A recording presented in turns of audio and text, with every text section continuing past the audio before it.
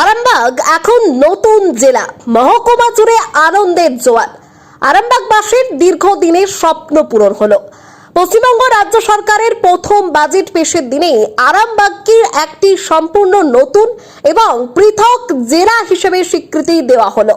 নতুন সরকারের এই ঐতিহাসিক ঘোষণায় সমগ্র মহকুমা জুড়ে আনন্দের বন্যা বয়ে যাচ্ছে।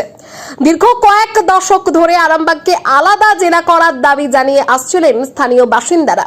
প্রশাসনিক কাজের গতি বাড়াতে এবং এলাকার সার্বিক উন্নয়নের স্বার্থে এই সিদ্ধান্ত অত্যন্ত তাৎপর্যপূর্ণ বলে মনে করা হচ্ছে। সরকারের এই পদক্ষেপকে স্বাগত জানান আরামবাগের সাধারণ জনগণ। নতুন জেলা ঘোষণার ফলে আরামবাগের প্রশাসনিক পরিকাঠামোয় আমূল পরিবর্তন আসতে চলেছে।